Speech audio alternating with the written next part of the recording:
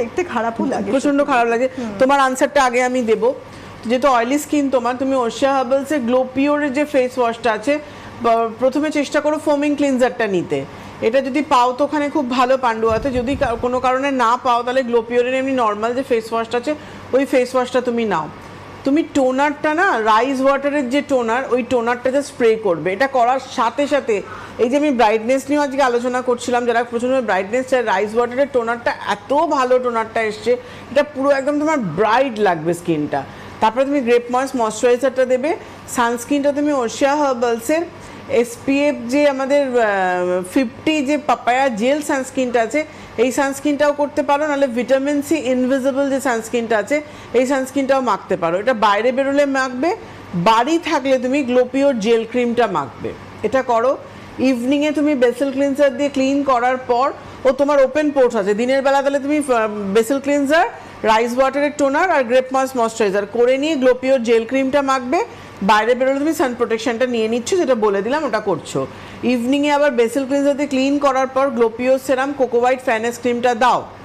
আর রাত্রিবেলা তুমি আবার তুমি গ্লোপিওর ফেস ওয়াশ দিয়ে ক্লিন করে নিয়ে তুমি রাত্রিবেলা, যেহেতু 29 এজ তোমার, তুমি ওশিয়া হার্বালসের ফাইটো নাইটটা করো। এটা ওপেন পোর্টসের জন্য খুব ভালো কাজ করবে। এটা আপাতত ফলো করো। এবং তুমি যেটা করবে সেটা হচ্ছে অ্যাক্টিভেটেড চারকোল যে স্ক্রাবটা আছে, এটা উইকে 3 দিন তুমি 1 থেকে 2 মিনিট ভালো করে পুরো ফেসের মধ্যে স্ক্রাবিং করবে, জল দিয়ে দিয়ে ভালো করে রাব করে। তারপরে তুমি 1 থেকে 2 মিনিট করার পর প্লেন জলে তুমি রিমুভ করে নিচ্ছ। এভাবে তুমি ফলো করো, যেটা তোমাকে আমি বলে দিলাম। আর তোমার মায়ের জন্য অবশ্যই ওশিয়া হার্বালসের papaya clean anti blemish face ওয়াশটা নিয়ে নেবে।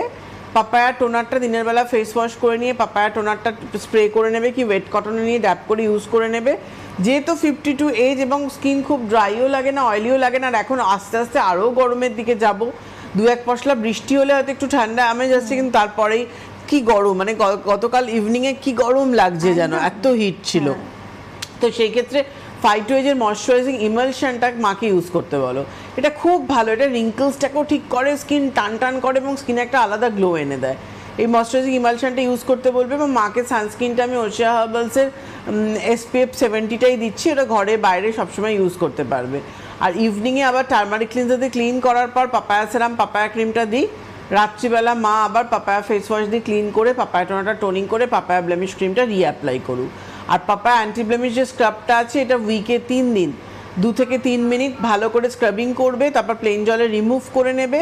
এবং উইকে 2 দিন পাপায়া প্যাক অ্যাপ্লাই করবে। তার আগে অবশ্যই পাপায়া ফেস ওয়াশ দিয়ে ক্লিন করে নিয়ে পাপায়া প্যাক লাগাবে।